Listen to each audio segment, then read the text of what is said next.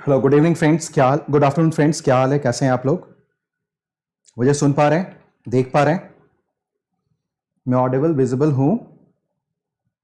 आप लोग ये कोई जवाब नहीं मिल पा रहे मुझे।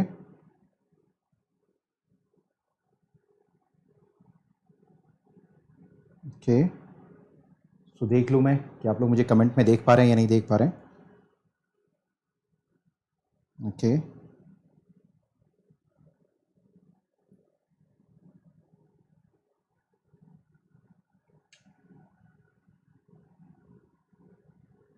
मैं उम्मीद करता हूँ कि आप मुझे देख पा रहे होंगे, सुन पा रहे होंगे सभी लोग। ओके,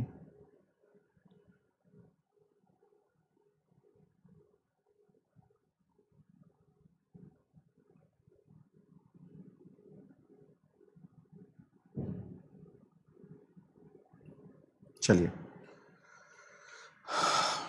सो कौन कौन लोग हैं मैं देख लूँ एक दफ़े। ओके,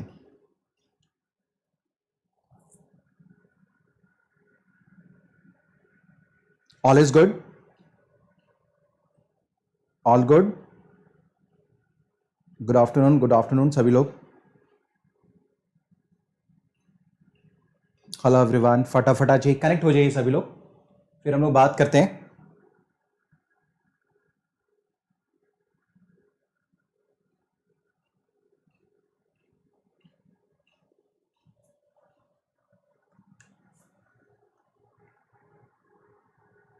ओके, सर चलिए, good afternoon sirs and ma'ams. फटाफट आ जाइए सभी लोग, फिर हम लोग बात करना शुरू करते हैं। देखिए, आज से जैसा मैंने आप लोगों से कमिट करा था कि मैंने आपको बताया था कि आर्ट एंड कल्चर की जो क्लासेस है वो मैं वीक डेज पे कर दूंगा। आप लोगों की कुछ रिस्पांस चाहिए, हालांकि आपने बहुत ज़्यादा रिस्पांस नहीं दिया, but there were certain genuine students who are expecting that कि हाँ ये क्लासेस हो जाएं वीक डेज में भी, इसलिए मैंने इसको वीक डेज में कर दिया। So choices are yours, I am always caring for you, I am always here to care for you. मैं आप जानते हैं कि मैं आपको हमेशा यहाँ पे जो हूँ मैं आपको केयर करने के लिए हूँ, लेकिन मैं जानता हूँ कि आप में से बहुत सारे लोग हैं जो शायद अभी उस चीज़ को समझ नहीं पा रहे हैं। So I have a very helping hand to you people.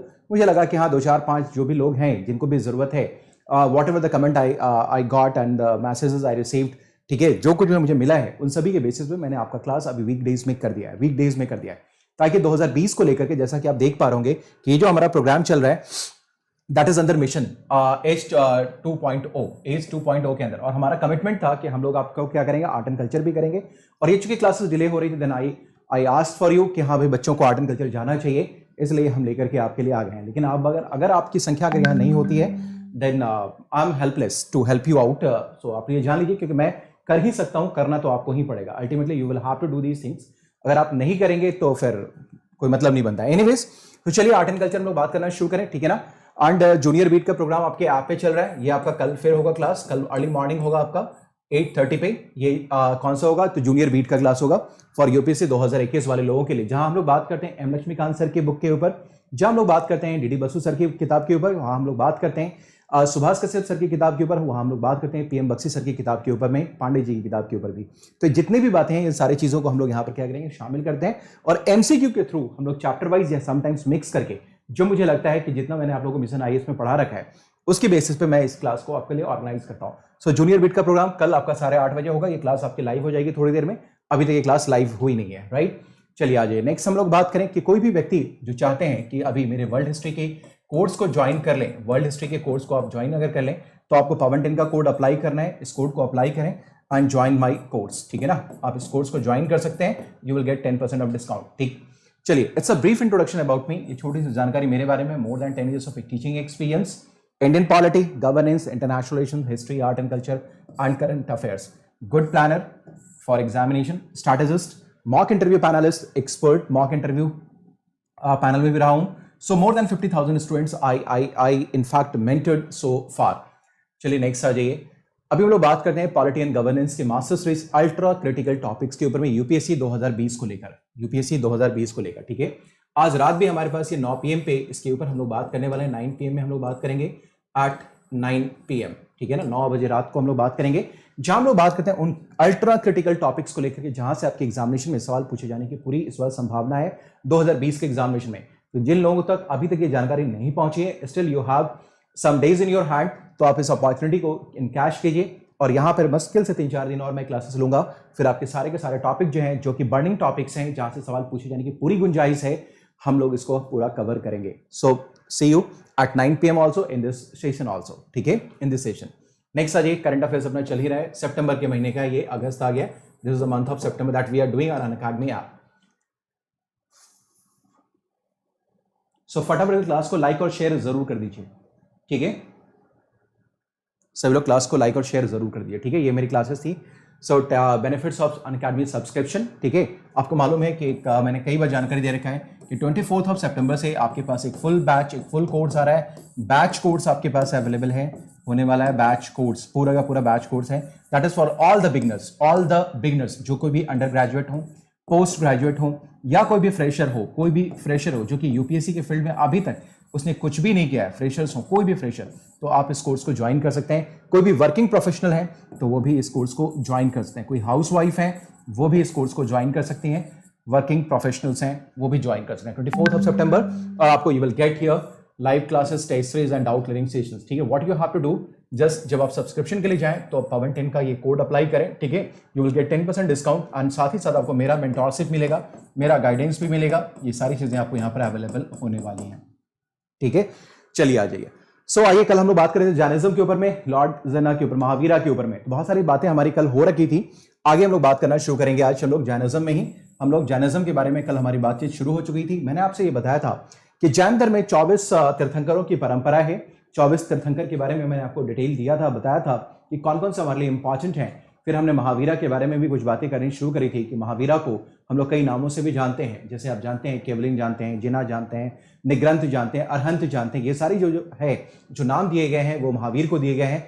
क्यों दिए गए हैं इसके ऊपर भी हमारी चर्चा हुई थी, क्योंकि यहाँ से सवाल आपके एग्जामिनेशन में पूछने को मिलता है. What does it mean, I mean by Nigranth, Jina, या फिर अगर बात करें झरा, इन सबों का मतलब क्या होता है. इन सबों के ऊपर हमारी बातचीत हो रखी है. मैंने बताया था आपसे कि किस तरीके से जो जैन धर्म है, जैन धर्म में आर्य सत्य के बारे में बात किया गया. जैन टीचिंग जो है उसकी 4 फिलॉसफी है. वो क्या है, जिसको हम लोग बोलते 4 नहीं बल्कि 5 है. That is called Mahavrata. ये जैन धर्म के महाव्रत हैं. जैन धर्म के महाव्रत हैं. महाव्रत जैन धर्म के महाव्रत हैं. The great vows of Jainism. Great vows of Jainism, ये ग्रेट वोज है जैनिज्म के. ठीक है ना, ये 5 महाव्रत हैं जिसमें आपने देखा है कि सत्य, अहिंसा, अस्तेय और अपरिग्रह, ये जो है ये सारे के सारे ये पार्श्वनाथ के द्वारा जो है सो दिया गया था, स्थापित किया गया था, जो कि 23वें तीर्थंकर थे. एंड जो 5th वन था that was Brahmacharya, that was added by Mahavir Swami, जिनको जैन धर्म का वास्तविक संस्थापक माना जाता है. So he was the real founder of Jainism, जिन्होंने ब्रह्मचर्य को यहां डाला था. अब आइए हम लोग यहां बात करना शुरू करें जैनिज्म के बारे में, जैन धर्म के बारे में. कि देखिए कि there are the 5 constraints in the life. इसमें कहा गया है कि जीवन में 5 कंस्ट्रेंट्स इन लाइफ हैं, जिसके बारे में हम लोगों ने चर्चा किया है. ठीक है, अब आइए हम लोग बात करते हैं फिलॉसफी इन जैनिज्म. उसमें एक है अनेकांतवाद.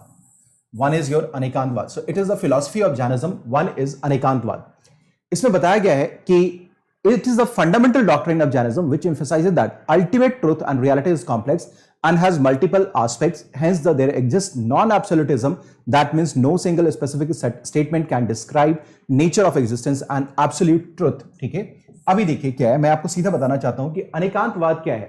अनेकांतवाद में क्या कहा गया, जैन धर्म का जो फिलॉसफी है इसमें बोला गया कि कोई भी अगर चीज है तो उसका एकमात्र कारण नहीं होता है, उसके कई कारण हैं. So it has different attributes. अगर मान लें कि ये अगर है, ये एग्जिस्ट कर रहा है, तो इसके एग्जिस्टेंस का एकमात्र सत्य नहीं है, बल्कि इसके अनेक सत्य हो सकते हैं. इसके होने के एक कारण नहीं बल्कि कई कारण हो सकते हैं. So that is called Anekantavada. So कोई भी वस्तु है, कोई भी चीज है, कोई भी अगर नेचर के बारे में बात हो रही है, तो उसके होने का एकमात्र सर्वमान्य सत्य नहीं हो सकता, कोई एक एब्सोल्यूट ट्रुथ नहीं हो सकता, बल्कि उसके कई आयाम हो सकते हैं, कई एट्रीब्यूट्स हो सकते हैं, कई उसके गुण हो सकते हैं. So that is called Anekantavada philosophy. इसका मतलब क्या है कि एब्सोल्यूट ट्रुथ के बारे में ये डिनाई करता है. ठीक है, और ये बताता है कि नेचर जो है, जो नेचर के बारे में अगर हम लोग बात करें तो इसके एग्जिस्टेंस का एकमात्र सत्य नहीं है जो कि एब्सोल्यूट ट्रुथ है. ऐसा कुछ भी नहीं है कि व्हाई नेचर एग्जिस्ट, इसके होने के कई कारण हैं, इसके कई एट्रीब्यूट्स हैं. ठीक है, so this is the philosophy of Anekantavada. सीधा आपसे एग्जामिनेशन में पूछा जा सकता है कि अनेकांतवाद जो फिलॉसफी है वो किस रिलीजन से जुड़ा हुआ है. That is called Buddhism, Jainism,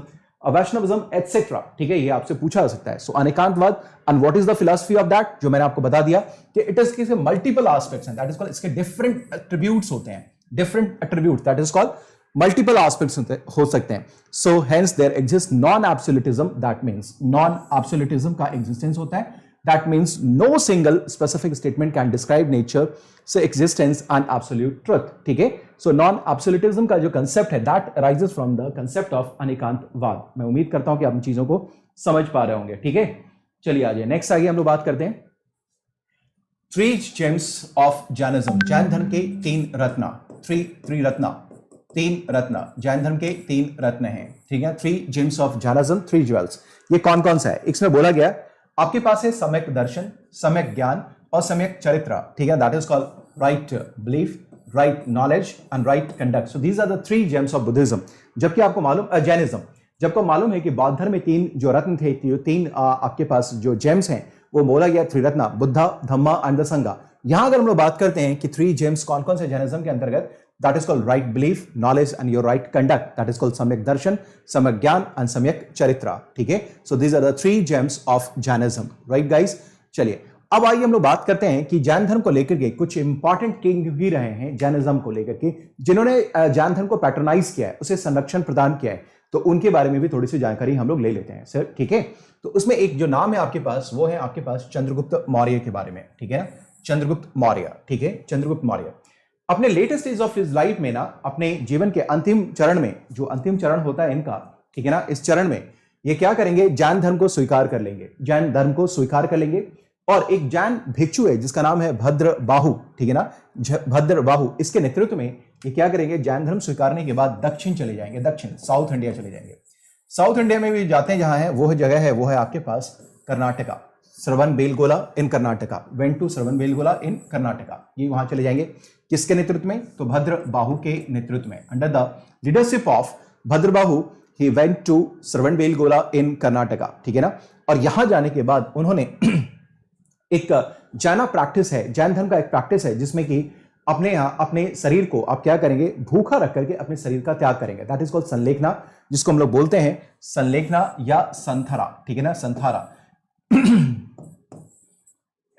सो ये क्या करेंगे? अपने लाइफ को एंड करेंगे बाय ऑब्जर्विंग संलेखना और संथारा, ग्रेजुअल स्टार्वेशन टिल डेथ. ठीक है ना. आपको ये मालूम है कि आपके पास जैन धर्म में एक बात बताई गई है, एक था अस्थे अपरिग्रह.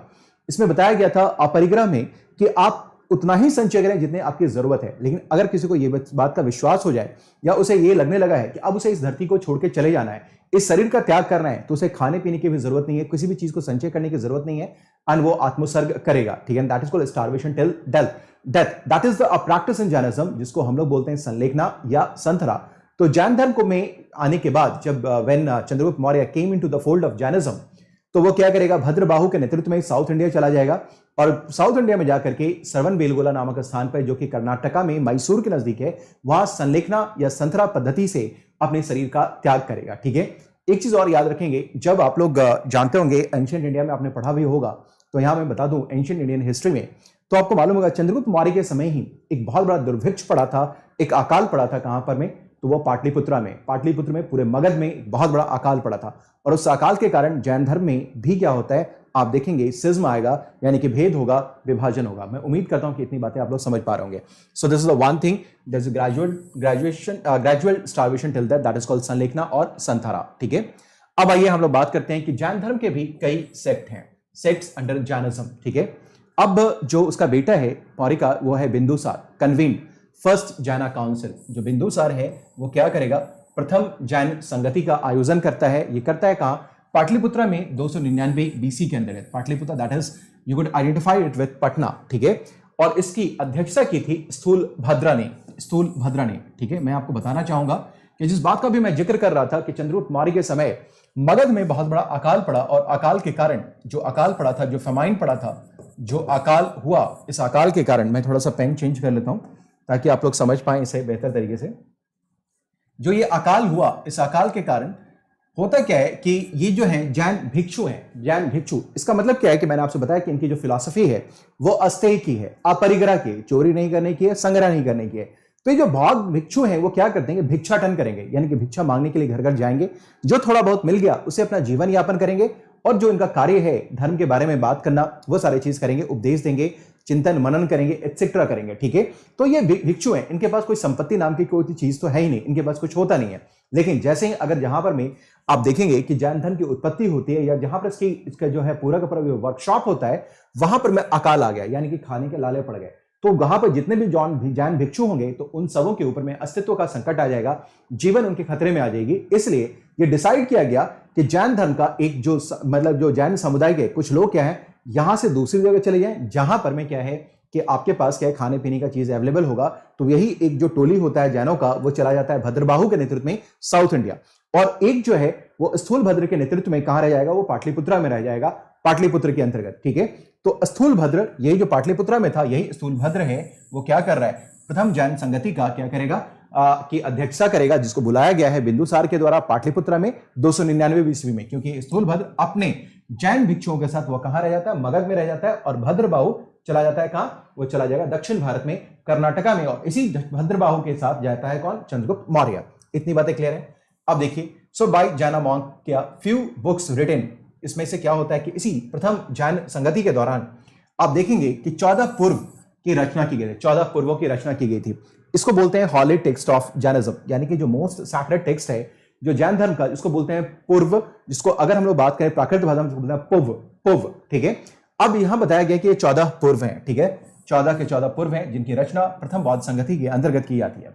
उसके बाद हम देखेंगे दूसरी बौद्ध संगति का आयोजन जो आपके पास है सेकेंड जैना काउंसिल, इसको 512 ईस्वी में बुलाया जाता है, गुजरात के बल्लभी नामक स्थान पर बुलाया जाता है, और जिसकी अध्यक्षता करने वाले होंगे Devardhi Kshama Shramana. So it was presided by Devardhi Kshama Shravan. ठीक है, और ये जिसके नेतृत्व में होता है, जिसके संरक्षण में होता है, बाय चालुक्यन रूलर्स। इस समय चालुक्य शासक थे जिन्होंने क्या किया था, इस दूसरी बौद्ध संगति का आयोजन किया था। और इसी दूसरी बौद्ध संगति के दौरान आप देखेंगे क्या कि जो जैन धर्म है उसके बीच में दो फॉर्मल, यानी कि आप देखेंगे औपचारिक रूप से दो सेक्ट का क्या होता है, राइज होना शुरू हो जाता है। दो फॉर्मल सेक्ट्स आपके पास चले आते हैं। ठीक है, वो कौन कौन से सेक्ट हैं, तो एक है आपके पास श्वेतांबर, ठीक है, और दूसरे होते हैं आपके पास दिगंबर। ठीक है, श्वेतांबर का मतलब क्या है, श्वेत, ये जो शब्द है दैट का मतलब है श्वेत, श्वेत का मतलब व्हाइट, अंबर, ठीक है ना, यानी कि व्हाइट क्लैडेड, यानी कि ऐसे लोग हैं जो अपने ऊपर क्या करेंगे, व्हाइट क्लैडेड, जो कि अपने ऊपर क्या करेंगे, रखेंगे, वो श्वेत का वस्त्र धारण करेंगे, दैट इज कॉल्ड ये Shvetambara, that is called white cladded. ठीक है ना, व्हाइट क्लैड्स इसको बोलते हैं, व्हाइट क्लैडेड होंगे, इसलिए व्हाइट क्लैड्स इनको बोला गया व्हाइट क्लैडेड। ठीक है ना, ये व्हाइट क्लैडेड हैं लोग। ठीक है, तो इनको व्हाइट क्लैड्स बोला गया, श्वेतांबर। और इनके जो अध्यक्ष हैं वो होंगे कौन, वो आप जानते हैं, वो ये हैं स्थूलभद्रा।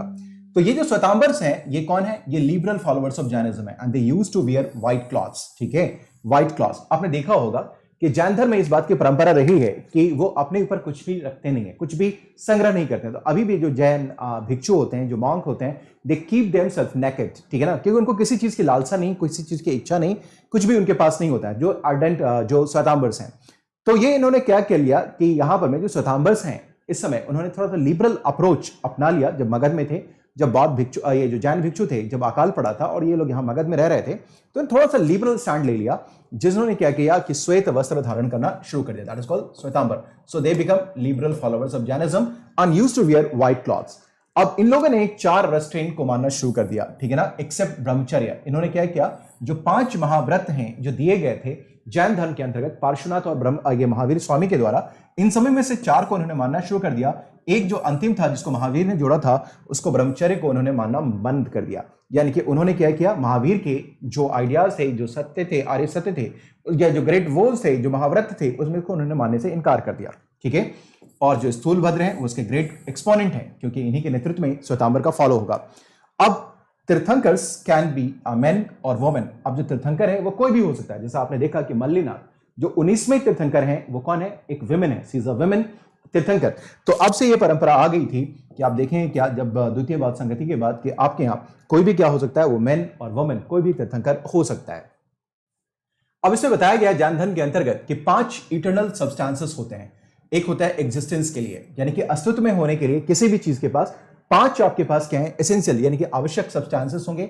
एक होता है जीव जिसको बोलते हैं आत्मा, एक होता है पुद्गल जिसको बोलते हैं मैटर, एक होता है स्पेस जिसको बोलते हैं आकाश, मोशन होता है Dharma, and rest are Adharma, unlike Digambars which added 6 eternal substance that is called time, that is called Kaal. तो अब आपको यह भी याद रखना है प्रीलिम्स के पॉइंट ऑफ व्यू से कि जो 6th आपके पास जो इटर्नल सब्सटेंस है जो एक्सेप्ट किया गया जैनिज्म में, वो किसके द्वारा और क्या था जिसको ऐड किया गया? That was sixth one is your time that is added by the Digambars, और इसको बोलते हैं काल। तो पहला हो गया सोल दैट इज कॉल्ड जीव, फिर आपके पास हो गया पुद्गल मैटर, फिर देखें Akash that is called space, motion that is called Dharma, ठीक है ना, एंड रेस्ट आर अधर्मास, ठीक है। तो 1 2 3 4 एंड 5 ये 5 हो गए। जो सिक्स्थ वन है, जो छठा है, इसको दिगंबर ने ऐड किया, दैट इज कॉल्ड काल चक्र, दैट इज कॉल्ड काल, दैट इज कॉल्ड टाइम। मैं उम्मीद करता हूं कि आप सभी लोग इस बात को समझ पा रहे होंगे। Is it clear sirs and ma'ams? फटाफट यार समझिए सभी लोग, प्लीज यार क्लास को शेयर कीजिए, ठीक है। मुझे लगता है कि शायद आपको इसकी जरूरत नहीं है, सो आई विल सस्पेंड इट। मुझे बताएं आप लोग कितने लोग वॉच कर रहे हैं, मैं देखना चाहूंगा कि हाउ मेनी ऑफ यू।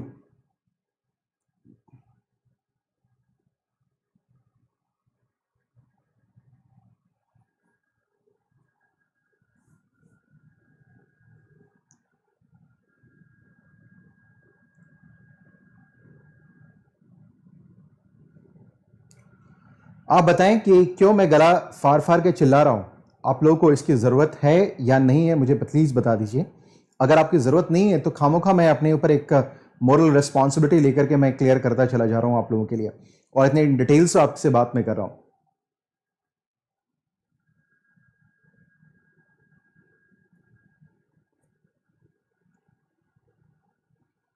ये ठीक नहीं है। मुझे लगता है कि मैं एक दिन औपचारिक रूप से इस क्लास को समाप्त कर ही दूं।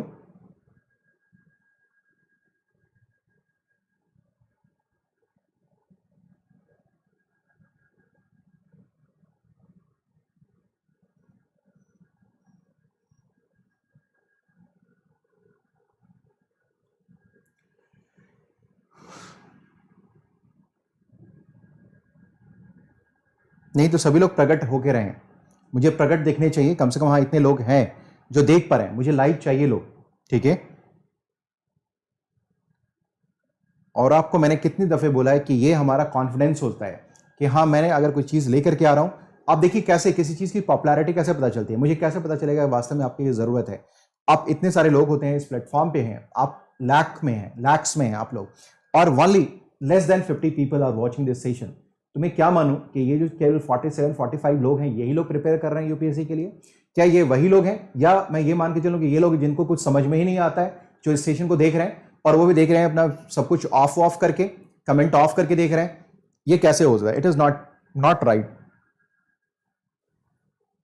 नहीं, इसका मतलब जो आपकी जरूरत होगी आप उसी जरूरत के हिसाब से काम करेंगे ना, ठीक है। मुझे इससे मतलब नहीं है कि क्या है क्या नहीं है, या आपकी जरूरत है या नहीं है, मुझे ये समझ में आ रहा है। इसका मतलब कहीं जरूरत आपकी किसी और चीज की है तो आप उस पर कंटिन्यू करें, फिर तो मैं अपना यहाँ गला फाड़ फाड़ के चिल्लाना बंद कर दूं। हाँ, अब बताएं कि मैं क्यों करूं फिर आपके लिए? अगर आप लोग सारे लोग हैं ही नहीं तो फिर इसमें रहने का कोई मतलब ही नहीं है। मैंने वीकडेज से वीकेंड से वीकडेज पे कर दिया कि हाँ ठीक है जितना हो सके मैं मैक्सिमम करवा दूं,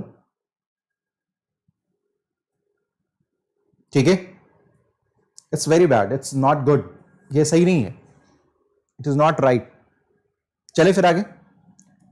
सो आज हम लोग बात करते हैं, तो देखते क्या है कि दिगंबर्स और स्काई कैलेड ये क्या है? ऑर्थोडॉक्स है। दिगंबर का मतलब होता है कि जो अपने आप का जिसका जो आकाश है that is called sky clads, ठीक है ना, यानी कि अपने आप को they used to keep themselves naked, ठीक है ना, they are sky cladded Digambars. ये ऑर्थोडॉक्स फॉलोअर्स हैं। Remain naked female monks where wear unstitched plain white saris that is called Aryikas. अब ये सीधा एग्जामिनेशन में पूछा सकता है व्हाट इज कॉल्ड आर्यक्स, क्या होता है आर्यक, ठीक है।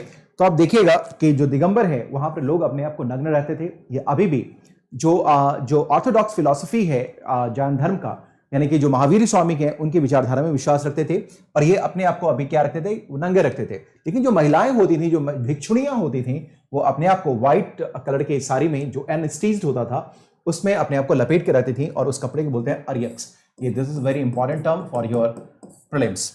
स्टेड इन कर्नाटका, ये लोग कहां रहते थे? कर्नाटका में रहते थे। Follow 5 constraints exponents that is called Bhadrabahu. इसके जो मिक्स एक्सपोनेंट है वो कौन है? भद्रबाहु, जैसा मैंने आप लोगों को बता रखा है। Believes women can not be Tirthankars and Malli was a man. और ये माना जाता है कि मल्लीनाथ के बारे में जो हमने बताया कि जो 19th तीर्थंकर हैं वह मल्लीनाथ, वो एक महिला है, ठीक है ना। ये दिगंबर में इस परंपरा को नहीं माना जाता, स्वीकार नहीं किया जाता है। और दिगंबर परंपरा में जो मल्लीनाथ जो कि एक महिला तीर्थंकर थी उनको एक पुरुष के रूप में माना जाता है, स्वीकार किया जाता है। ये हमें इतिहास के बारे में बात करना है, ठीक है। अब आइए similarities between Buddhism and Jainism के बारे में थोड़ी सी हम लोग चर्चा कर लें कि इन दोनों के बीच में क्या क्या क्या है समानता है बुद्धिज्म एंड जैनिज्म को लेकर के। बोथ आर ब्रांचेस ऑफ श्रमण ट्रेडिशंस, ठीक है ना, दोनों के दोनों क्या है, श्रमण परंपरा से हैं, श्रमण यानी कि ये क्या है, मॉन्क्स हैं। Both sprang in eastern India and started by Kshatriyas. आप ये जानते हैं कि चाहे बुद्धिज्म हो या जैनिज्म है, इन दोनों की शुरुआत आप जानते हैं पूर्वी भारत से हुई है, मगध में हुई है, बिहार से हुई है, ठीक है। और इन सबों का जो आपका देखेंगे कि जो आंदोलन शुरू किया है, they are started by the Kshatriyas. मैंने आपको जब ये धर्म के बारे में बात बताना शुरू किया था, तभी मैंने बताया था कि 6वीं शताब्दी ईसापुर में जो वैदिक धर्म के प्रति जो प्रतिक्रिया आपको दिखाई देती है, जो रिएक्शन आपको दिखाई देता है, that was started by a Kshatriya, not by any Brahmanas. तो आप जानते हैं महावीर स्वामी और महात्मा बुद्ध दोनों के दोनों कौन है, ये क्षत्रिय हैं, they belong to Kshatriya community. In terms of philosophic concept both are indebted to Sankhya philosophy. और जैन धर्म, बौद्ध धर्म दोनों के बारे में अगर हम लोग बात करें तो इनके जो दार्शनिक पक्ष है वो आप देखेंगे क्या, वो सांख्य फिलोसफी से जुड़ा हुआ है। सांख्य इस फिलोसफी के एक बहुत बड़ा एक्सपोनेंट थे, वो थे कौन, अलार कलाम, जो महात्मा बुद्ध के पहले गुरु भी थे, ठीक है। सो इन दोनों का जो बौद्ध धर्म और जैन धर्म है, उन सबों का जो आधार है that is called Sankhya philosophy. Sankhya दर्शन जो है उसके ऊपर ये आधारित है। Both the religions are inspired from the Upanishadic thoughts. साथ ही साथ अगर हम लोग बात करें, चाहे वो बौद्ध धर्म हो और या जैन धर्म हो, दोनों के बारे में अगर हम लोग बात करें तो ये उपनिषद के सिद्धांत से ये क्या है, प्रभावित है। Both the religions are inspired from Upanishadic thoughts, यानी कि उपनिषद के विचारों से ये क्या है, प्रभावित है। Both follow the path of non violence. Jain धर्म, बौद्ध धर्म दोनों में इस बात को स्वीकार किया गया है कि अहिंसा होनी चाहिए, हिंसा नहीं होनी चाहिए। दोनों ने क्या किया, रिजेक्ट किया है किसको, वेद को और वैदिक रिचुअल्स को। तो कई बार कंपैरिजन से भी आपके प्रीलिम्स में सवाल पूछे जाते हैं, जहां से भी आपकी संभावना बनती रहती है, ठीक है। चलिए आगे जाए सभी लोग, चले। मैं उम्मीद करता हूं कि आप इन चीजों को समझ पा रहे होंगे, ठीक है। अब डिफरेंसेस क्या है बुद्धिज्म और जैनिज्म में, इसके बारे में हम लोग बात करें, ठीक है। बौद्ध धर्म ने पूरी तरीके से जो जाति व्यवस्था है उसको रिजेक्ट किया, किसने, बौद्ध धर्म में, बुद्धिज्म ने, ठीक है। But Jainism did not severe all its contact from the Hinduism. लेकिन आप देखेंगे क्या कि जो जैन धर्म है, जो कि आप देखेंगे जाति जो व्यवस्था है, वो हिंदू धर्म की एक व्यवस्था थी, जिससे बौद्ध धर्म ने अपने आप को बिल्कुल अलग कर लिया, मुक्त कर लिया, विमुक्त कर लिया, फ्री कर लिया। लेकिन जैन धर्म को अगर हम लोग देखेंगे तो जैन धर्म बहुत हद तक जो हिंदू परंपरा है उसमें क्या करता है, अपने आप को बिलीव रखता है। So Jainism did not severe all its contact from the Hinduism. In Jainism initially they used to employ Brahmin priest inside their temples, ठीक है ना। और जैन धर्म में आप देखेंगे कि शुरुआती दौर में जो ब्राह्मण प्रीस्ट होते थे, यानी कि जो ब्राह्मण पुजारी होते थे, इन सबों के जैन मठों में उनको पुजारी के रूप में नियुक्ति की जाती थी, उनको नियुक्ति मिलती थी। So these are certain reasons जो आप देखेंगे, these are the points of differences between Buddhism and Jainism, ठीक है। चलिए आगे हम लोग आइए बात करना शुरू करें। Both follows non violence as the means of revolution. दोनों को लगता है क्या है कि क्रांति के लिए आवश्यक है कि हमें क्या करना चाहिए, हमें अहिंसा का मार्ग का अनुसरण करना चाहिए। We should follow non violence. हमें क्या करना चाहिए, नॉन वायलेंस को फॉलो करना चाहिए as a means of revolution. But Jainism follows extreme one, the Jainism prohibit even killing of the plant. लेकिन अब देखेंगे कि अहिंसा को लेकर दोनों के विचार, यानी कि जैन धर्म और बौद्ध धर्म में काफी व्यापक अंतर आपको दिखाई देगा। वो क्या है कि जैन धर्म क्या करता है, वो बिल्कुल स्ट्रिक्टली फॉलो करता है अहिंसा को लेकर के, नॉन वायलेंस को लेकर के। वहां तक आपने देखा होगा कि जैन धर्म के जितने भी लोग हैं वो अपने चेहरे पे मास्क लगा के भी चलते हैं। वो इसलिए कि अगर वो जो सांस ले रहे हैं तो जो आसपास जो जीव है, जो आपके वातावरण में है, वो आपके इनहेल के साथ, यानी कि सांस लेने के साथ साथ क्या चला जाएगा, आपके नाकों में चला जाएगा, फंस जाएगा और म्यूकस में ट्रैप हो सकता है। म्यूकस में ट्रैप हो सकता है। अगर म्यूकस में ट्रैप अगर हो गया, ठीक है ना, तो उसकी मृत्यु हो जाएगी। तो ये हिंसा माना जाएगा। आपने देखा होगा जैन धर्म के अंदर कृषि का बहिष्कार करने की बात की गई थी, क्योंकि जो कृषक होता है, जो किसान होता है, जो कृषक है, जो फार्मर है, जब खेती करता है तो जब हल चलाता है तो लाखों कीड़े मकोड़े उसमें मरते हैं। तो इतनी ज्यादा स्ट्रिक्ट होकर के ये अहिंसा के बारे में बात करता है। सो दे वर कॉल्ड एक्सट्रीम फॉलोइंग करता है कौन, जैनिज्म, ठीक है। जैनिज्म एक्सट्रीम की बात करता है। Jainism prohibits killing of plant, insect and even germs. In Buddhism they prescribe middle path, जो कि आपको मालूम है, that is called middle path, that is called अष्टांग मार्ग, अष्टांगिक मार्ग, 8 fold पाथ, ठीक है। चलिए, so I believe you must be clear. So what is the difference between Jainism and Buddhism? आइए डिटेल में हम लोग सभी लोग बात करेंगे। मैंने आपको बता रखा है कि मेरे आर्ट एंड कल्चर की क्लासेस भी आप लोगों को मिल जाएंगी और इसका सिंपल सा ये एक्सप्लेनेशन है आर्ट एंड कल्चर, जो कि बहुत तरीके से मैंने आप लोगों को करवा रखा है।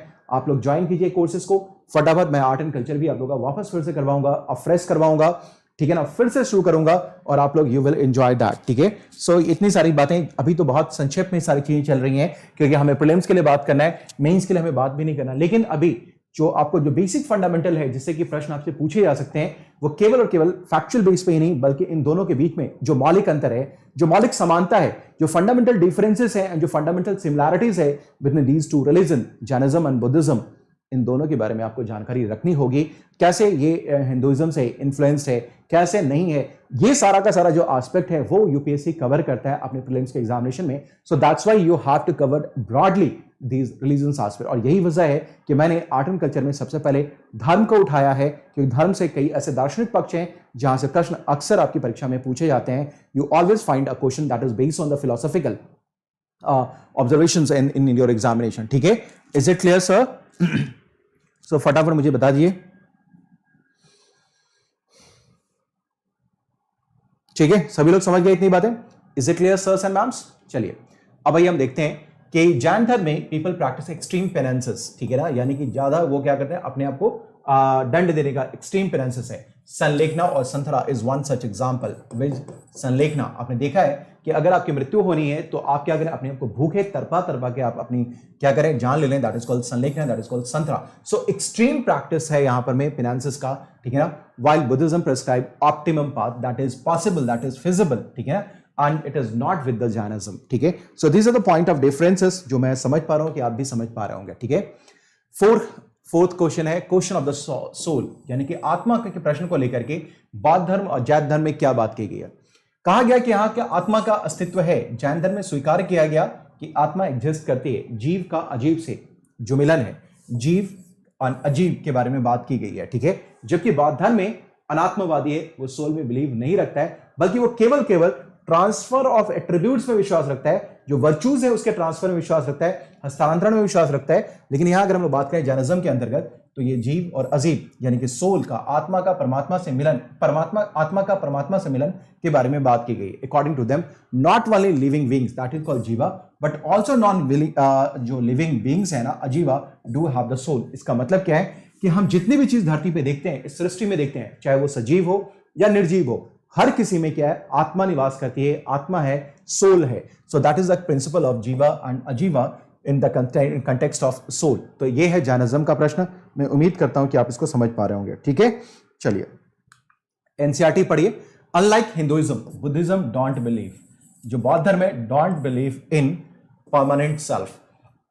ठीक है, जो कि that the transmigration of the soul in Buddhism is represented through the example of burning candle. जैसा कि मैंने कई बार आपको बताया है कि इसमें क्या है, ट्रांसमाइग्रेशन ऑफ द सोल हो रहा है, यानी कि उसके वर्चूज का ट्रांसफर हो रहा है। जिस तरीके से कैंडल होती है, कैंडल जिसमें मैंने कितनी दफे बताया है आप लोगों को, इस कैंडल की जो रोशनी का ट्रांसफर हो रहा है, दैट इज कॉल्ड ट्रिब्यूट्स का ट्रांसफर होना, that is what transmigration of the soul. It is a transmigration of the soul, यानी कि एक से, आपने देखा कि बोधिसत्व का भी कंसेप्ट यहाँ आया था कि दूसरे को उद्धार करने के लिए लोग आते हैं यहाँ पर धरती पर जन्म लेते हैं, तो आपके जो वर्चूज हैं उसका ट्रांसमाइग्रेशन हो रहा है फ्रॉम वन टू अनदर। ठीक है, so there is nothing permanent self, बल्कि यहां पर क्या है कि जो आत्मा है वो एक गुड वर्चू है जिसका स्थानांतरण होते रहा है। जिस तरीके से ये जो रोशनी है ये दूसरे को रोशन करती है, उसी के तीसरे को, and it is keep on moving. So this is the concept of soul in Buddhism. So unlike Hinduism, Buddhism don't believe in permanent self. The transmigration of soul in Buddhism is represented through the example of burning candle. Is it clear, sirs and ma'ams? Is it clear, sirs and ma'ams? फटाफट मुझे please बताइए, is it clear or not? तो आप लोगों ने मेरा दिल तोड़ दिया है, ठीक है ना?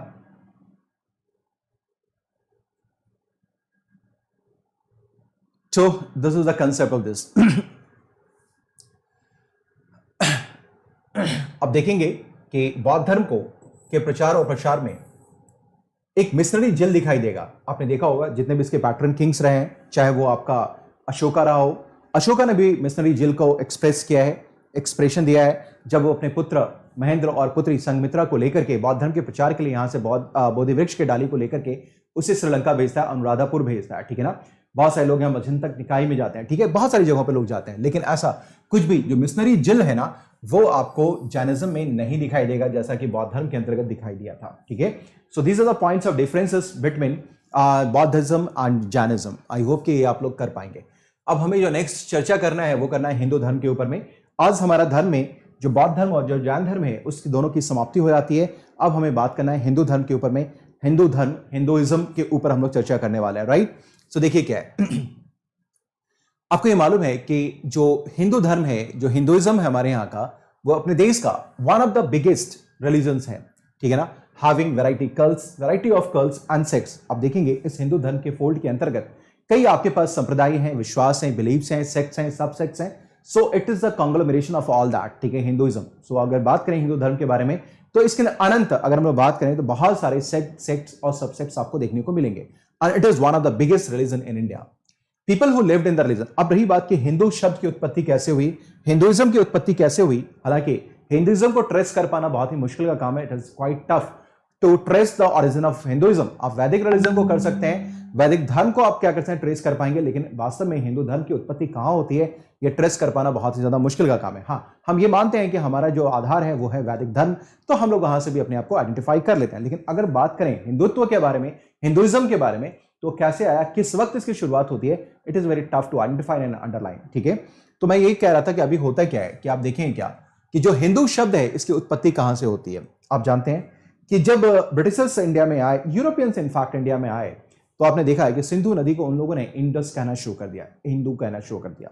और यहां के जो लोग रहते थे, जो इसके चारों तरफ जो ज्योग्राफिकल एरिया में, the people who were dwelling in and around the river Indus, Sindhu नदी के सारे क्षेत्र में जो लोग रहते थे, उन सभी को इन लोगों ने क्या कहना शुरू कर दिया, हिंदू कहना शुरू कर दिया, हिंदू, ठीक है। सो दिस इज हाउ आप देखेंगे क्या कि हिंदू क्या होता है, आपका अस्तित्व में चला आता है। और हिंदुओं ने जिस धर्म को स्वीकार किया, जिस धर्म का इन्होंने क्या किया, इसका प्रचार और प्रसार करना शुरू कर दिया, उसी को हम लोग बोलते हैं हिंदू धर्म, दैट इज कॉल्ड हिंदुइज्म।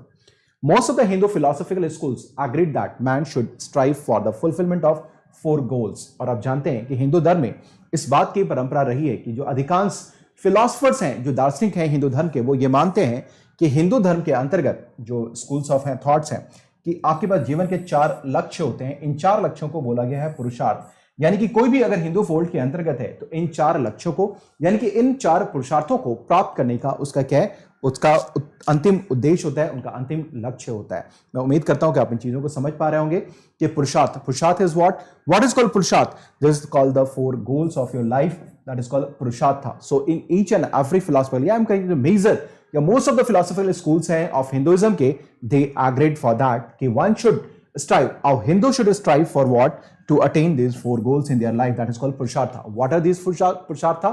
तो आप ये जानते हैं, ये है धर्म, ये है अर्थ, ये है काम, और ये है मोक्ष। ये 4 चीजें हैं जो बताई गई हैं यहाँ पे, ठीक है ना। मोक्ष, धर्म क्या है, responsibility, regulation of social order है। मैंने आपको बताया भी है जब मैं पॉलिटी पढ़ा रहा था, तो जो मैंने सेकुलरिज्म के बारे में बताया था, कि हमने बताया था आपको उस वक्त कि इंग्लिश में तो सेकुलरिज्म इज ओके, हम लोग समझ लेते हैं सेकुलर इज अ टर्म, लेकिन हिंदी में 2 शब्द दिखाई देते हैं, वो है धर्मनिरपेक्ष और पंथनिरपेक्ष। इन दोनों में फर्क है। इंडिया इज नॉट अ धर्मनिरपेक्ष राष्ट्र, इंडिया इज अ पंथनिरपेक्ष राष्ट्र, बट इंग्लिश में इट इज सेकुलर। सो जब हम इंग्लिश में जाते हैं, then we define it, we distinguish it with Indian secularism and western secularism. So there is a difference between western secularism and Indian secularism. Anyways, अभी जो मेरा अभी है इस वक्त में जो मैं लेके आया हूं, तो यहां मैं बताना चाहता हूं कि धर्म के बारे में मैंने बता रखा है कि it is called Karma, that is called regulation, that is called social regulation, that one should follow, that one should maintain with that, ठीक है। जैसे पुत्र धर्म, पिता धर्म, गुरु धर्म, एटसेट्रा। तो ये धर्म की बात होती है। सो व्हाट एग्जैक्टली धर्म इज, रेस्पॉन्सिबिलिटी और रेगुलेशन ऑफ सोशल ऑर्डर, यानी कि समाज में व्यवस्था बनाने के लिए कुछ उत्तरदायित्व और कुछ विनियमन है, कुछ नियम है, दैट इज कॉल्ड कर्मा, ठीक है। एक तरीके से इसको बोलते हैं एक्शन। कर्मा डजंट मीन जो कि हिंदुइज्म के अंदर डिफाइन किया गया, बल्कि इसका मतलब क्या है, it is an action, it is called action, ये एक्शन है, ठीक है। सो रेस्पॉन्सिबिलिटी और regulation of social order is called Dharma. Artha का मतलब क्या है, economy, that is called property, ठीक है ना। अर्थ होने के बिना अगर आपके पास अर्थोपार्जन नहीं करेंगे, बोला भी गया है, मैं आगे बात करूंगा। तो किसी भी व्यक्ति के लाइफ में 4 स्टेजेस ऑफ लाइफ होते हैं, ब्रह्मचर्य, गृहस्थ, वानप्रस्थ और आपके पास होता है सन्यास, ठीक है। तो आप देखेंगे जो कि वानप्रस्थ आश्रम है, उसमें आपको क्या करना, अर्थोपार्जन करना होता है। अगर अर्थ यानी कि पैसा, अगर आपके पास धन संपत्ति नहीं होगा, तो जो आपके ऊपर जो धर्म है, जो आपको धर्म करना है, जो आपको परिवार चलाने का धर्म है, पुत्र के प्रति जो धर्म है, पत्नी के प्रति जो धर्म है, जो आपके बूढ़े माता पिता के प्रति आपका धर्म है, जो भी आपके पूर्वज है उनके प्रति का जो धर्म है उन सभी को करने में आप क्या होंगे, सक्षम नहीं हो पाएंगे। तो धर्मों एक ये बताया गया एक बहुत बड़ा ये जो है ये आपके अर्थोपार्जन यानी कि इकोनॉमिक प्रॉस्पेरिटी आपके पास होनी जरूरी है। इसके लिए आपको स्ट्राइव करना चाहिए, दैट इज कॉल्ड अर्थ। ठीक है, so one is Dharma to maintain social order, other is Artha, ये आपको पैसा कमाना चाहिए ताकि आपके प्रति जितने भी आपके पास कर्मा है, जो धर्म है, उसको आप क्या करते हैं, निपटाएंगे। And then is called Kama, physical pleasure, और ये बहुत इंपॉर्टेंट है कामा, क्योंकि इससे क्या है कि आपका जनरेशन मूव ऑन करता है, जनरेशन मूव करता है। ठीक है, जनरेशन मूव करता है। ठीक, एंड द मोक्षा, आपको ये मैंने बता रखा है कि मोक्षा की जो संकल्पना है जो सबसे पहली बार आई वो कहां पर, निर्वाण के रूप में सामने आता है। और इसके लाने वाले व्यक्ति कौन है, ये कौन है, ये है बुद्ध, लॉर्ड बुद्धा। ठीक है, सो मोक्षा का मतलब क्या है कि salvation, that is called ultimate objective of the life. So Purushartha का एक इंपॉर्टेंट ऑब्जेक्टिव है, दैट इज कॉल्ड मोक्षा। ये जो मोक्ष है उसका मतलब क्या है कि जीवन में आपको क्या करना है, जो जीवन है आपके पास, जो लाइफ है, उसमें अल्टीमेट जो गोल है वो आपका मोक्ष की प्राप्ति करना है। और ये जो मोक्ष की संकल्पना है वो है कहां से लिया गया है, वो बुद्धिज्म से लिया गया है। फिर मैंने आपको बताया था कि जो moksha, that is called salvation, कि हिंदू धर्म के अंदर हम लोग बात करें साल्वेशन में, हिंदुइज्म के अंतर्गत, और हम बात करें बुद्धिज्म के अंतर्गत, तो ये मैंने आपको बताया है कि जो साल्वेशन का कंसेप्ट है, साल्वेशन, ठीक है ना, साल्वेशन, दैट इज कॉल्ड निर्वाण in Buddhism, and in Hinduism this is called moksha. But in दोनों में भी फर्क है, लेकिन पहली बार जो साल्वेशन का कंसेप्ट लाया गया, that was brought by Lord Buddha. ठीक है ना, जो आपके पास देखेंगे हिंदू धर्म के अंतर्गत जो बात की जाती है, जिस मोक्षा की बात की जाती है, it is a place to secure after your death, and it is what it is called experience. ये क्या है, आपका जीवन में एक अनुभव है जो आपको इसी जीवन में मिलेगा, आपके लाइफ में ही मिलेगा, और ये आपको क्या है, मरने के बाद ये आपको स्थान प्राप्त होगा। You will get Moksha, you will get salvation, you will get Vaikuntha Dham, जो कि मरने के बाद प्राप्त होगा। जबकि जो निर्वाणा का कंसेप्ट है, जो बुद्धिज्म के अंतर्गत है, वो आपको एक्सपीरियंस के द्वारा इसी धरती पे, इसी जन्म में प्राप्त होगा। So that is what, that is called the experience, that is called the place. So it is the basic difference between the salvation that was propounded by the Hindus and the concept of nirvana that was propounded by the Lord Buddha himself in Buddhism. So there's a difference. One is place and other is experience. It is in one life, in this life only, and another is one in that life after your death. तो मैं उम्मीद करता हूं कि आप इन चीजों को समझ पा रहे होंगे। ठीक है, सो ये बातें सभी लोगों को समझ में आ रही हैं, फटाफट मुझे बताइए। So is it clear sirs and ma'ams? So you got the meaning of this purushartha, dharma, artha, kama and moksha. Is it clear sirs? Yes or no? फटाफट मुझे बताएं। If you want art and culture, you can join my course even on plus. This is my code pawan10. आप यहां पर भी आपको बहुत बेहतरीन तरीके से आर्ट एंड कल्चर मैंने पढ़ा रखा है, नो फाकीबाजी, फुल पढ़ाई। आपने देखा है, पॉलिटी भी मैंने आपको कराया, वर्ल्ड हिस्ट्री भी करवाया, और अभी आपको आर्ट एंड कल्चर भी है। सो आप डोंट वेस्ट योर टाइम। आपको बता दूं कि अभी तक आपने इसको देखा भी नहीं होगा, आपने इस तरीके से पढ़ा भी नहीं होगा, समझा भी नहीं होगा। मैं मानता हूं अधिकांश लोग, बहुत सारे लोग होंगे जो शायद आपने इस तरीके से पढ़ाई किया भी होगा। So if you wish, your plus is waiting for you, this is my code, you can do this. So don't waste your time. देखिए, मुझे आज इतने साल में आज मौका मिला है कि यूट्यूब पे मैं थोड़ी बातें आपसे कर पाऊं आर्ट एंड कल्चर के लिए। अगर आप चाहते हैं कि मेरे एक्सपीरियंस को, मेरे नॉलेज को, जो मैंने पढ़ाया है यूपीएससी के लिए, अगर आप इसको हार्नेस करना चाहते हैं, तो without waiting, without making any delay, just go on the plus platform, pawan10 का कोड अप्लाई करें, आप मेरे गाइडेंस में रहेंगे, मेरे मेंटरशिप में रहेंगे, और आप बहुत अच्छे से पढ़ाई कर पाएंगे। मेरे अलावा जितने भी टॉप एजुकेटर्स हैं, उन सभी को आप यहां पे पढ़ेंगे, सभी को पढ़ेंगे। मैं बार बार आप लोगों को याद दिलवाता रहता हूं कि देखिए, don't wait for the time. आप 2022 के लिए कर रहा हूं, 21 के लिए कर रहा हूं, 23 के लिए कर रहा हूं, हार्डली मैटर। जो टॉपर्स होते हैं, दे स्टार्ट प्रिपेयरिंग टुडे, आज करना शुरू करते हैं। आपने बहुत सारे टॉपर्स के बारे में सुना होगा जो 12th में रहते हुए जो है उन्होंने तैयारी शुरू करी और नंबर रैंक 1 लेके आया। आप ये जानते भी होंगे टीना डावी जी के बारे में कि उन्होंने अपने एक इंटरव्यू में कहा था कि उन्होंने 12वीं में रहते ही तैयारी शुरू कर दी थी। तो why you are making a delay? इसका मतलब अगर आप डिले कर रहे हैं, you are befooling yourself. Don't befool yourself, अपने आप को बेवकूफ ना बनाएं। यूपीएससी का एग्जामिनेशन है, कोई इजी सवाल नहीं है। आपको अगर इस तरीके से भटकते रहेंगे तो आपको हमेशा एक कॉन्फिडेंस रहेगा, मैंने पॉलिटी पढ़ लिया, हिस्ट्री पढ़ लिया, ज्योग्राफी पढ़ लिया, इकोनॉमी पढ़ लिया, होगा कुछ भी नहीं। So if you want to be balance preparation, you want to have balance preparation, आपको प्लस ज्वाइन करना चाहिए। And this is my code, you must go through this code pawan10। अगर आपको लगता है कि मेरे कोड के साथ रह करके आपको करना चाहिए, then it is the thing. ठीक है, सो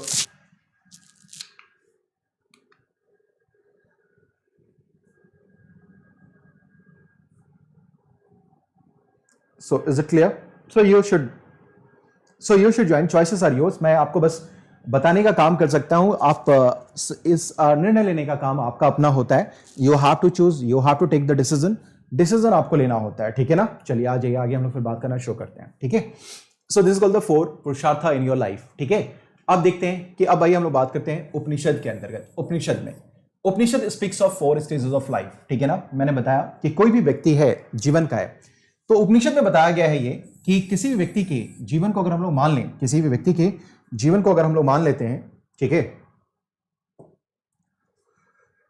तो ये आपके पास क्या है, ये पूरा का पूरा एक सर्कल है। ये जहां बताया कि किसी भी व्यक्ति की आयु मानी गई है 100 वर्ष, ठीक है, 100 वर्ष, और इसको 4 क्वाड्रेंट में बांटा गया है, the 4 quadrant in your life, ठीक है। एक होता है जन्म, फर्स्ट क्वाड्रेंट ऑफ कोर्स 25 साल, 50 साल, 75 साल एंड अगेन 100 ईयर्स, ठीक है, 100 साल। तो इसके आपकी 4 अवस्थाएं बन गई। ये उपनिषद में बताया गया, this is 4 stages of one's life, first, second, third and the fourth, ठीक है। जो first stage of the life है 0 से लेकर 25 में, दैट इज कॉल्ड ब्रह्मचर्य। इसको हम लोग बोलते हैं ब्रह्मचर्य, ठीक है, ब्रह्मचर्य। जो दूसरा है दैट इज कॉल्ड गृहस्थ, गृहस्थ। जो तीसरा है दैट इज कॉल्ड वानप्रस्थ, वानप्रस्थ, ठीक है ना। And the fourth one is called संन्यास, संन्यास, ठीक है, संन्यास, ठीक है, संन्यास है आपके पास, ब्रह्मचर्य।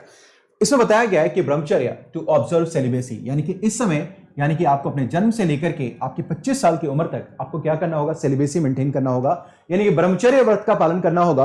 और इसी में आप जानते होंगे बहुत सारे हिंदू फैमिलीज में आपने परंपरा देखा होगा कि इस परंपरा में देखा होगा कि आपका जनेऊ संस्कार होता है, आपके जो बाल होते हैं उसको सेव ऑफ किया जाता है, और सेव ऑफ करने के बाद आपको गुरुकुल आश्रम में भेज दिया जाता है जहां आप शिक्षा प्राप्त करते हैं। यानी कि जो ये स्टेज ऑफ द लाइफ है, यहां पर आपके पास क्या है, आपके जीवन में आपको करना क्या है, ये आप जान लीजिए कि आपको करना क्या होता है। This in this stage of the life, ये आपको ज्ञान प्राप्ति करनी होती है यहां से यहां तक। दिस इज कॉल्ड ज्ञान प्राप्ति, दैट इज कॉल्ड ब्रह्मचर्य, ठीक है।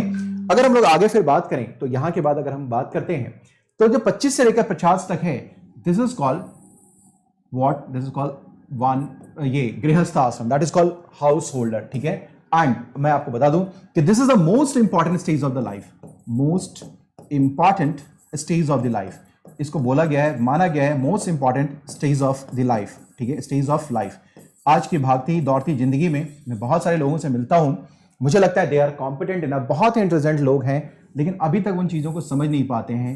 It is the most important in stage of your life, बहुत ही ज़्यादा महत्वपूर्ण है। और इस समय आपके पास आपको बहुत कुछ करना होता है। इसमें 2 सबसे इंपॉर्टेंट काम बताया गया है, वो है इसका सबसे ये most important, and one more thing, it is the most productive stage of the life, most productive stage of the life है ये, productive stage of the life, यानी कि सबसे ज्यादा उत्पादक जो आपके पास जो स्टेज ऑफ द लाइफ होता है, दैट इज कॉल्ड गृहस्थ आश्रम। और इसका सबसे इंपॉर्टेंट काम है वो है अपने वंश की वृद्धि करना, just to move on with your generation, ठीक है ना। सो यहां पर ये जो है ये मोस्ट इंपॉर्टेंट माना गया stage of life and the most productive stage of life माना गया, स्टेज ऑफ लाइफ को इसको कंसीडर किया गया। I hope you could understand it, ठीक है।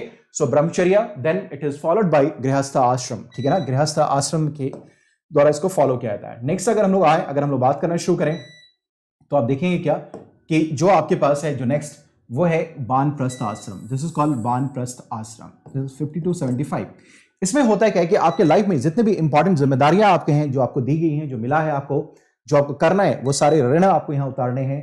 वंश वृद्धि हो गई, आपने सबको पढ़ा लिखा दिया, सारा काम कर लिया, और उसके बाद आप क्या करेंगे, आपके पास जितना भी ऋण होता है, आप देखिएगा कि गृहस्थ आश्रम में एक ऋण उतारना होता है। आप देखिएगा एक स्टेज ऑफ लाइफ आता है जब माता पिता आपके बहुत ज्यादा बेचैन हो जाएंगे और कहेंगे कि भाई मुझे पिंड दान करना है, दैट इज कॉल्ड द पितृ ऋण, ठीक है। पितृ ऋण अभी कुछ दिन पहले चल रहा था, आपने देखा होगा कि पितृ पक्ष चल रहा था, जिसमें इस प्रकार के ऋणों को उतारा किया जाता, अदा किया जाता है, और आपको जाकर इसके लिए एक तरीका यज्ञ करना होगा, अपनी जो पूर्वज हैं उसके लिए सारा का सारा दान देकर के अपने आप को मुक्त करना होगा।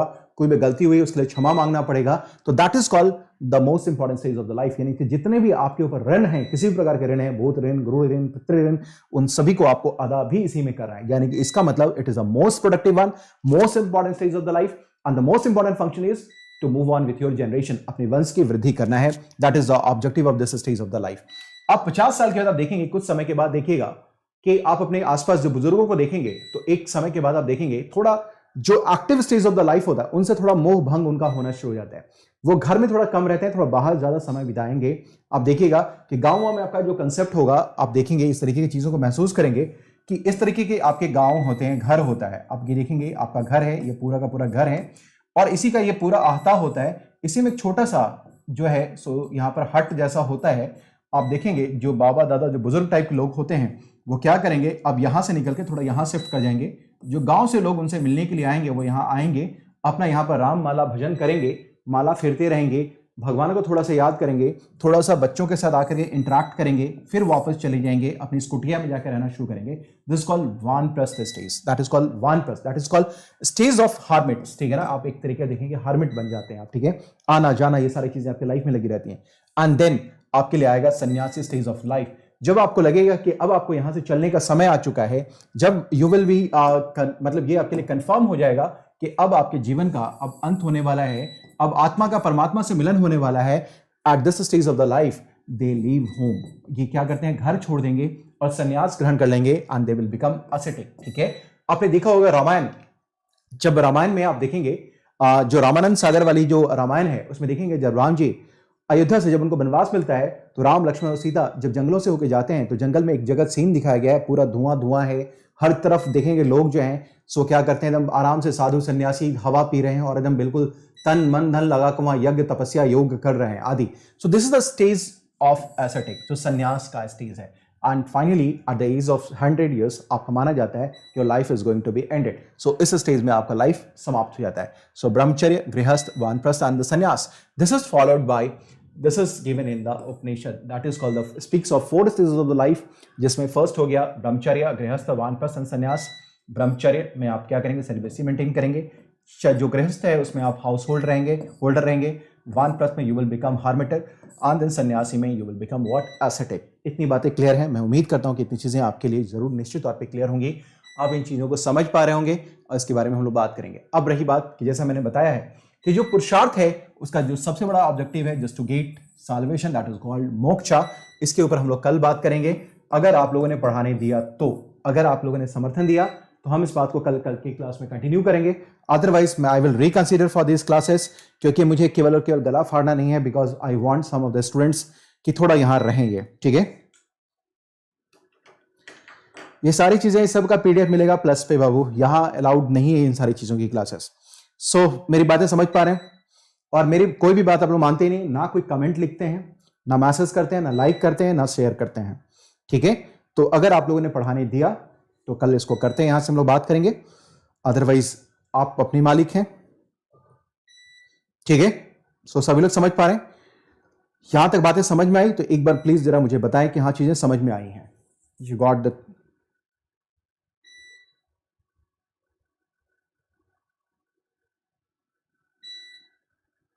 ठीक है, चलिए मैं कुछ लोगों को जरूर निश्चित तौर पे ध्यान दे रहा हूं कि मुझे लगता है कुछ गंभीर छात्र हैं इसलिए कर रहा हूं, लेकिन कई बार आप समझ रहे हैं ना कि मैं इतना अच्छा कुछ करने की कोशिश भी कर रहा हूं और लेकिन समर्थन इतना कम आए तो थोड़ा सा मन छोटा जरूर होता है। ठीक है, बाकी लोग देख लीजिए, सभी लोगों को समझ में आ रही चीजें।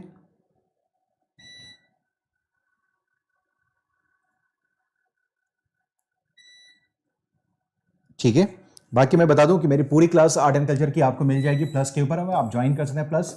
दिस इज माय कोड पवन10, आप यहां ज्वाइन कर लीजिए, आपको सारी चीजें मिल जाएंगी, सारी चीजें पवन10, you can join this course. ठीक है ना,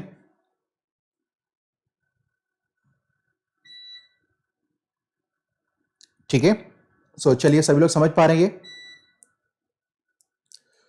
सो आप लोगों के पास जो नेक्स्ट बैच शुरू हो रहा है that is on 24th of September, full batch शुरू हो रहा है 24th सितंबर। अगर आप मेरे कोड का यूज करते हैं you will gate each and everything. 24th सितंबर से एक नया फुल कोर्स शुरू हो रहा है, full course, full batch course, full जो है बैच कोर्स शुरू हो रहा है, कंप्लीट बैच कोर्स जिसको बोलते हैं, मैं यहाँ फुल लिख पा रहा हूँ कंप्लीट की जगह। ठीक है ना, कंप्लीट बैच कोर्स है, you can join this course through my code पवन10 for my guidance, for my mentorship, my experience and my teachings and everything. और मेरे अलावा जितने भी बेस्ट एडुकेटर्स अवेलेबल हैं इसके ऊपर, आप उन सभी को आप क्या कर सकते हैं, आप उनको उनसे पढ़ाई लिखाई कर सकते हैं। जो भी आपके फेवरेट टीचर्स हैं उन सभी को, जितने को भी आप जानते हैं उन सभी से आप पढ़ सकते हैं। जो भी अनअकैडमी के प्लेटफॉर्म पे अवेलेबल हैं यूपीएससी कैटेगरी में, आप उन सभी के साथ आप पढ़ाई लिखाई कर सकते हैं। ठीक है, okay sir, okay, thank you sir, bye, take care everyone. मिलते हैं शाम को 4 बजे। Till then bye bye, take care everyone with lots of love and blessings, enjoy your day, have a great day ahead. लेकिन आप लोग comment करना ना भूलें, please do that, please comment करें। कमेंट आप लोग कमेंट बॉक्स में जाकर जरूर कमेंट कीजिए, कमेंट लिखिए, बताएं, लाइक और शेयर कीजिए, मैक्सिमम शेयर करेंगे, आप शेयर करेंगे, आप दूसरों को बताएंगे, डेफिनेटली ये क्लास हाइक पे रहेगी। अगर आप नहीं करेंगे तो मेरा यहां पर बताने का क्या है, मैं जंगल में जाके मोर नाचता है, उसका क्या मतलब है जब तक बाजार में मोर को नहीं नाचा जाता है। तो आप लोग हैं जो लोग इस मोर को नचवा सकते हैं, आप इस चीज को मैक्सिमम शेयर कीजिए। सो अमृत कुमार, विश्वदीप कुमार, मोहम्मद साहब, तो इसको कितने लोग इसको लाइक और शेयर कर रहे हैं, कितने लोग शेयर कर रहे हैं?